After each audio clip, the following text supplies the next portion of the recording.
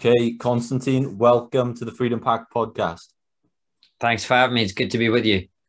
So it's been a mad 12 months or so, and with Triggernometry, I think you guys have done a great job of covering a lot of it and having brave conversations, and you've covered it throughout. Have there been any moments in the last 10 to 12 months that have stick out in your mind as quite disheartening or something that severely disappointed you among the rest? It's been a bit of a blur, hasn't it? The last 12 months, it feels like it's one long day. Mm. Yeah, I'm trying to think. I think from a personal point of view, it's not been too difficult, really. But I think what I did find quite disappointing is seeing how easily people are willing to give up a lot of their freedoms once they become fearful. It's not. I'm not suggesting COVID isn't a serious problem. Of course it is. But I think even the announcement we saw today, I'm slightly disappointed at how overwhelming the support is for harsh measures against people who violate some minor aspect of lockdown. So, yeah, it's just been disappointing to find out that my fellow citizens are more authoritarian than I'd hoped.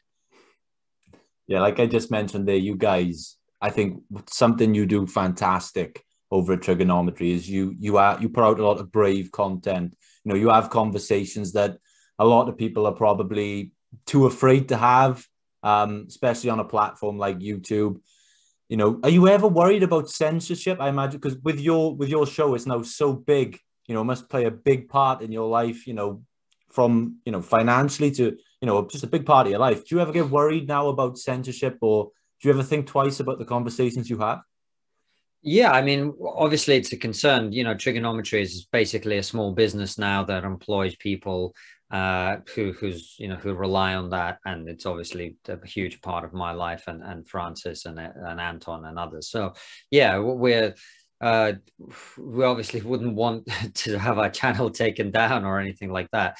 But I think, we try to have the conversations in a way that's sensible. So yes, they're controversial, but we haven't really had anything that we've been punished by YouTube for. The only thing that we had a doctor on who was critical of some of the measures that were being taken in relation to COVID, and that actually got to 1 million views, but then YouTube changed the rules and retrospectively took it down. But yeah, we hope not to cross any lines without necessarily having to think too hard about it. It's probably in the nature of who we are. Neither of us is particularly, trolly. But I mean, yeah, there's an element of that. But we try to be sensible people in general. So it's not too much of a concern at the moment, and hopefully it'll stay that way. Do you find that a lot of people who maybe don't take to your show very well seem to almost tar you with the same brush sometimes as maybe the guests you have on that they're not a fan of? Because I know for us on this show, I don't ever really say what where I stand politically. I just try and interview a broad spectrum. And sometimes just by having somebody on the show, like the first time we had Douglas Murray on, my co-host got a lot of hate, not for anything he said, but just for having a conversation with Douglas Murray.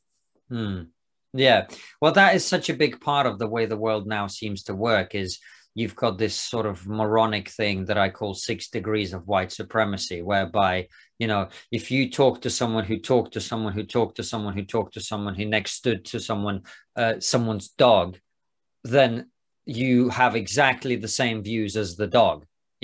Like that's how it is.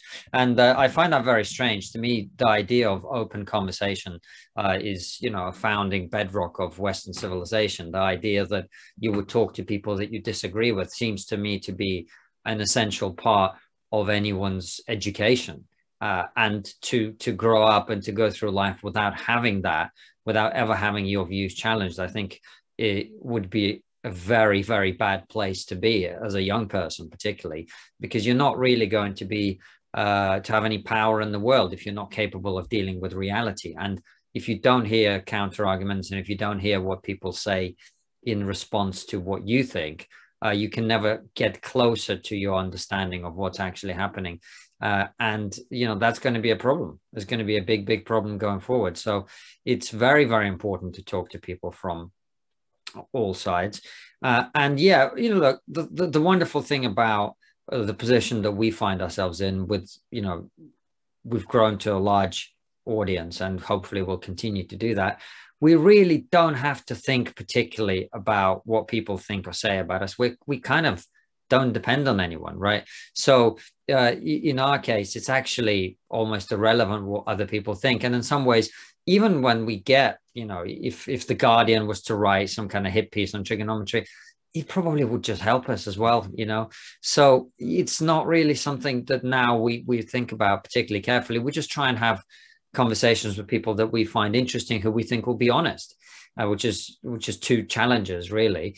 And then, of course, you know, from our perspective, we are dissatisfied with the guests that we currently have, not because we don't think they're good guests, we do, but we would like to get a broader spectrum of voices in, which is very, very difficult for precisely the reason that you described, whereby some people, there's certain people on a particular part of the political spectrum whose view is that if you have spoken to, let's say, Douglas Murray, then they cannot possibly appear on that same show.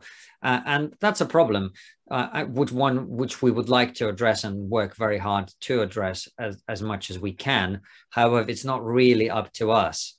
It's for those people on that part of the political spectrum to start to have a little bit more courage and to be a little bit braver in terms of, you know, being concerned about what other people will say about them, because they're not themselves necessarily subscribing to the view that if you talk to someone who has a different opinion, that means you have the same opinion, but they know that their own side does. And therefore, in order to not be, you know, cancelled by their own side, they will do everything they can to avoid that.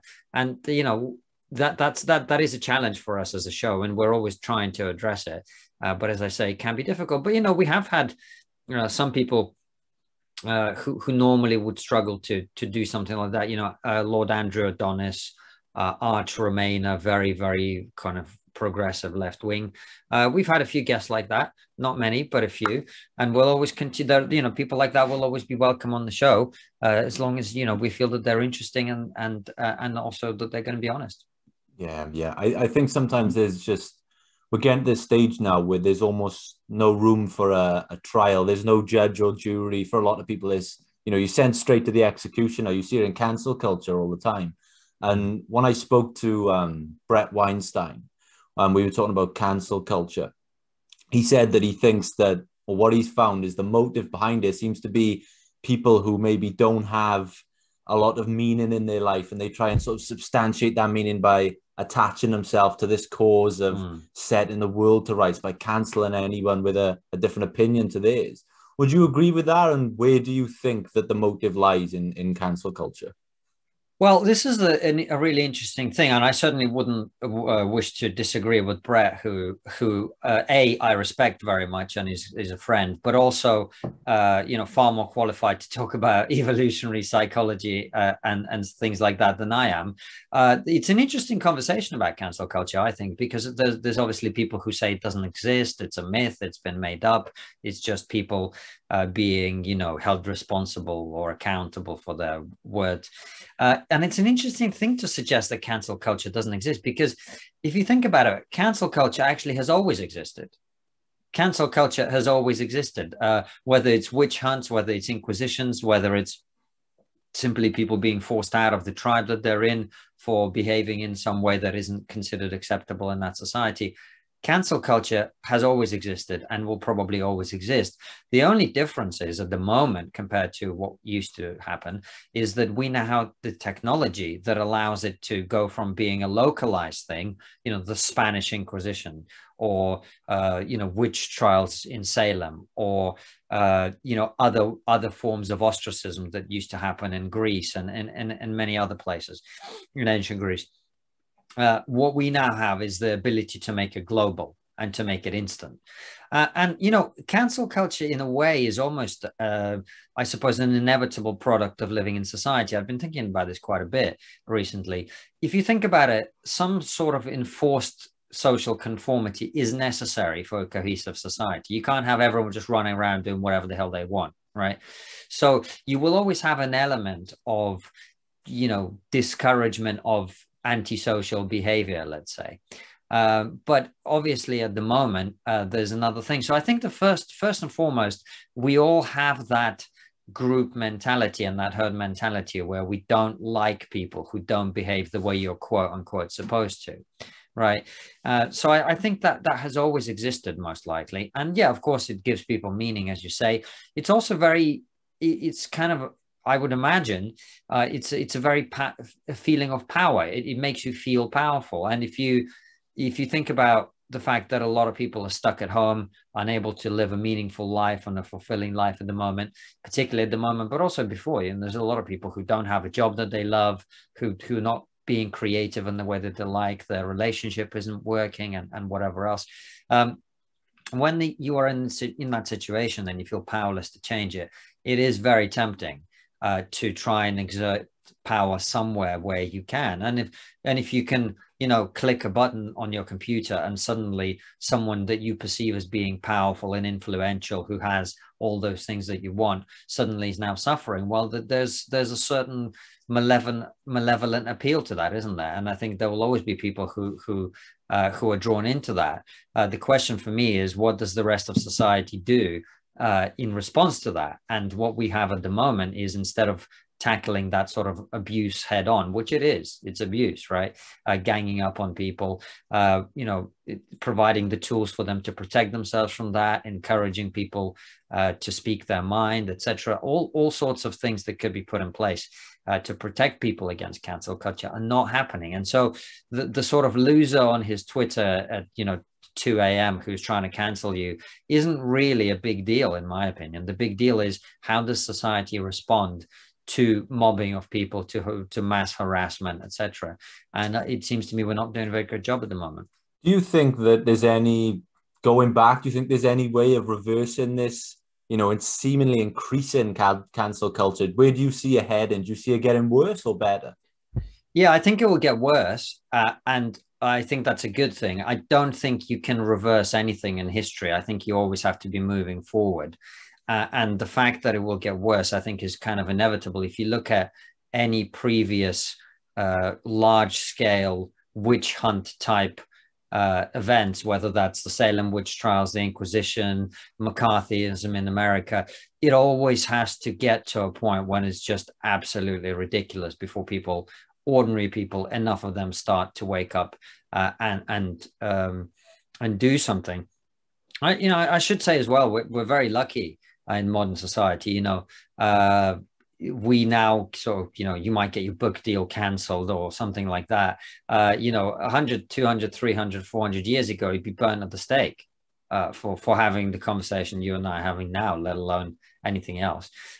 So, you know, we're getting better, thankfully. But yeah, I do think cancel culture will get worse before it gets better. And it'll probably take something like super ridiculous for enough people, or maybe, you know, it could just be simply a generational thing, that my generation and people sort of my age and younger, the millennials, you know, we don't seem to have produced a generation worthy of much respect.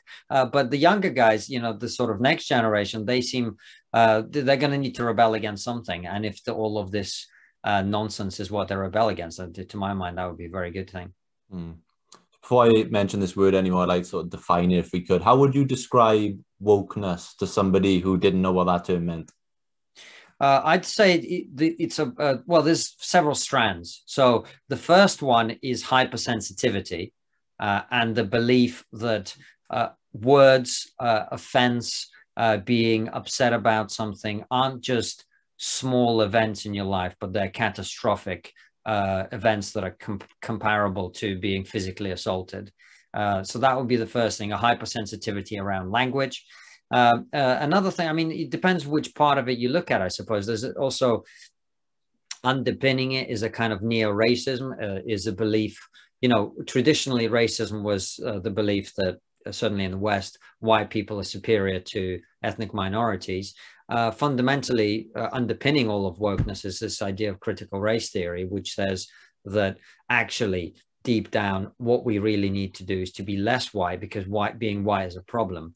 So white people are inferior to people of color under that way of looking at things. So it's combined with the sort of reverse neo-racism.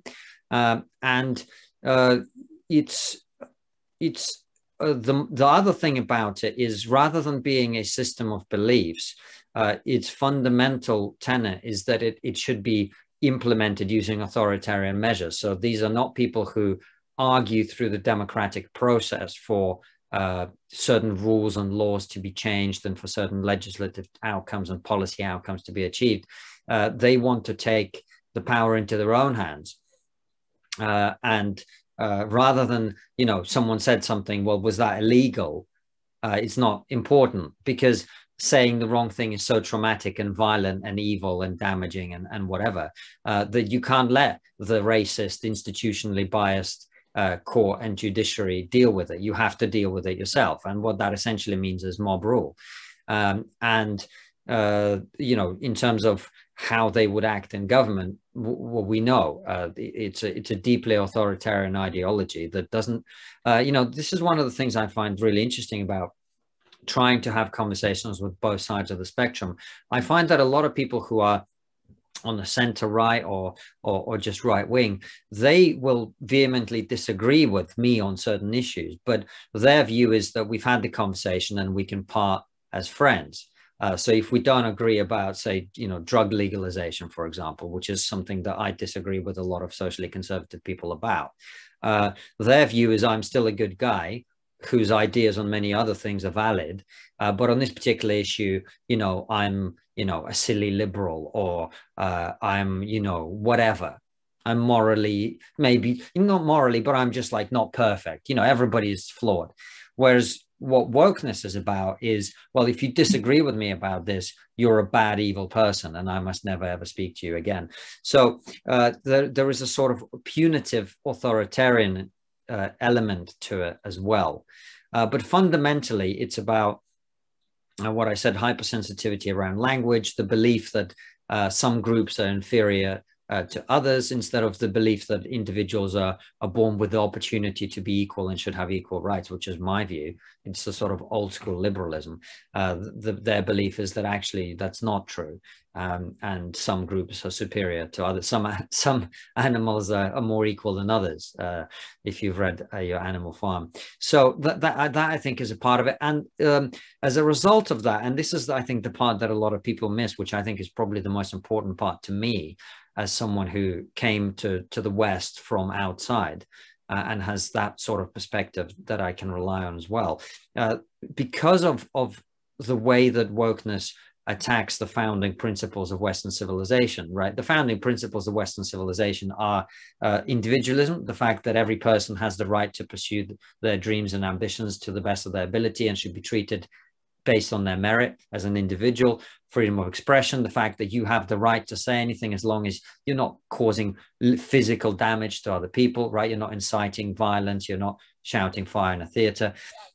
The belief in science and rationality. This is a very important part of things as well. That if you come up with a theory, you have to test it scientifically. You can't just say all white people are racist, or all black people suffer from oppression. You have to actually show the numbers. And the problem with wokeness is that it has absolutely no interest in that.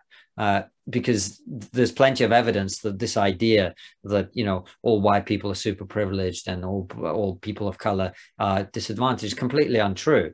If you look at the UK, people of color from a number of ethnic groups, mine included, Jews, perform extremely well compared to just British-born white people in education, in employment, in all sorts of fields. So it's a very simplistic way of looking at things. So if you take away from Western civilization your ability to think freely, your ability to speak freely, your ability to pursue the truth through the scientific method, and to be treated as an individual rather than as a member of an ethnic group, you take all of that away, what you end up with is not Western civilization, which is why I feel strongly about this issue. And I'm not I'm not going to sit in a corner while a bunch of 18-year-olds with pink hair tear down the founding principles of what makes the West great, what makes billions of people around the world want to come here, want to live here, want to make their home here, want to have their children grow up here. I'm not prepared to sit by while people pull that down. And that's why I oppose it, which is very different to what people often will characterize critics of wokeness as these reactionary right-wing bigots. Not really. It's just this. I would say to you that probably, if you look at the facts, probably about 70 to 80% of the country's population would be opposed to a large number of woke ideas if they were to be spelt out for what they are. The problem is we haven't quite reached a critical mass of awareness in the general public at large of what it is that these people are actually proposing. So in some ways, every time they do more and more ridiculous and stupid stuff, I'm sort of incensed about it, but simultaneously I almost see it as a necessary evil for people to finally realize what's going on. It's interesting you mentioned how both sides of the political spectrum react to a difference in opinion, because when I spoke to Dave Rubin, he said the exact same thing. He said that when he talks to, those on the right, and he might say that, his views on abortion are different to theirs, they might have a sit-down conversation with him about it. And then they'll leave the conversation saying, well, I still think you're wrong, but we'll agree to disagree. Whereas if he talks to someone on the left, far left, and says, I don't need to put my pronouns in my Twitter bio, that they sort of, lambast him and put this label on him as a Nazi or something. Like, he says that the different approaches from each side are very different. And it makes me wonder, do you think that young people now are becoming pressured into becoming woke? Because I see examples of it myself from people I went to school with. I see on Twitter people saying things like, I'm gonna go through my friends list and block everyone who's a Tory, for example. And that can pressure young people, I imagine, into adopting that ideology. Yeah, I'm sure that's possible. I think the fundamental difference between the left and the right, and look, both have flaws. The right is fundamentally about pragmatism and reality, which means that they can sometimes underestimate the importance of sentiment and how people feel, which can also be important, right? And in the desire to be practical and pragmatic, they sometimes that can sometimes take over, and means that they forget to sort of look after people who are less advantaged in life and so on. And the left, on the other hand, is very idealistic, which is a benefit. You need people who are idealistic in society, but you don't necessarily want them to be, running the country in and of itself. And the difference there is that people who are idealistic tend to think that people who aren't like them are bad and wrong and evil, whereas the right just thinks the left is wrong, because they look at things practically and they see that practically the left's ideas often don't work. So yeah, I think. But in terms of your question about young people, well, I first of all, I don't know. I can't possibly claim to be a young person anymore. But peer pressure is a very powerful thing, and we know that as people grow older, they tend to become less. Well, first of all, I think, there's obviously a trend that people move from the left to the center and from the center to the right over time. But also, I think people just become generally less extreme, most people. So whether they are right or left of center, they tend to become less extreme in their views. And perhaps a large part of that is letting go of the need to be liked by their peers. Yeah, it's tough. My view may be a little bit skewed because I come from a very working class place in Wales where, there's a joke in our constituency that you could put a stuffed animal up for the seat and Labour would win the seat regardless where I'm from. Yeah. But what advice would you give to somebody right now who may have an opinion or a belief that they're too afraid to be open about, out of fear of being, outcasted from their peers and branded this and that? What advice would you give to that person? I don't really know, because it really depends on your circumstances. Plus, it depends on the opinion. I mean, some opinions are best kept to yourself as well. I think that people have to decide for themselves what makes sense in their situation. But I'm certainly someone who encourages people to speak their mind and to be courageous. Having said that, I don't think people should just be going around saying everything they think to everyone. I think in some ways, that's been one of the terrible things about social media. It has encouraged us all to share all of ourselves with everyone all the time, and what that means is people get a very one-dimensional view of who you are, whereas if you were to meet in person, there's a different thing entirely going on there, and you see the person as more of a rounded individual. So I think it's difficult to give advice to people, but I would certainly always urge people to speak their mind when it's appropriate. Why do you think that it seems that increasingly violence has become the go-to solution for any political differences? When you say has been, what are you referring to? Because I wouldn't necessarily agree with that has happened.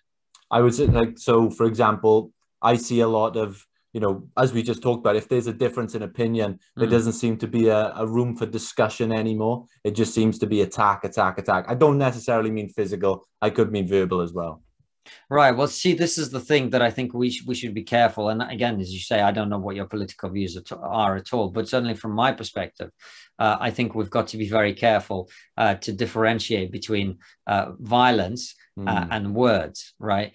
So I suppose I think what you are really asking is, why has everything become so angry and shouty? And I think undoubtedly it's almost entirely the product of social media.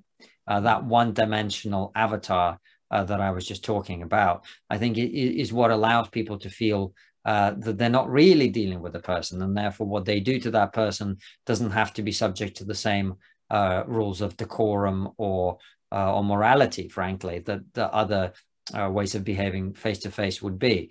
And then you add to that the sort of car windshield effect, where if you're sitting in your car and there's someone over there, you kind of feel safe enough. I always think sort of like, I mean, I obviously am not advocating for violence, but I do think that if, like, once in every 100 tweets that you put out that are insulting to someone, you got punched in the face once, I don't know that would be such a bad thing. I love it. You mentioned social media there. Do you think that, and it's been a big topic lately, do you think that big tech now have the right or even responsibility to pick and choose who uses their platform and what can be said on their platform, even though that, technology and social media has become one of the main ways that we communicate and voice our opinions?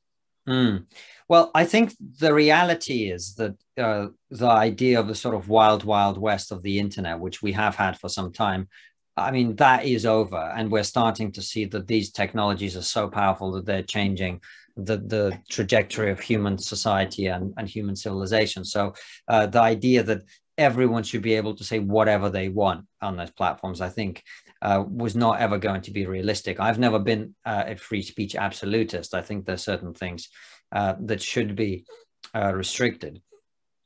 Incitement to violence, that tends to be where I draw the line. And so with that in mind, this is where the wokeness stuff that we've just been talking about comes in. Even in our conversation a few minutes ago, you brought up the point of, violence and words being sort of similar. And if you believe that, then you obviously have a job as YouTube, Twitter, Facebook, Instagram, whoever, to restrict people from saying their quote unquote violent things. And so that will grow if that's the interpretation. But I don't think there's an easy answer here, because the big tech companies are facing a problem that's never been solved before.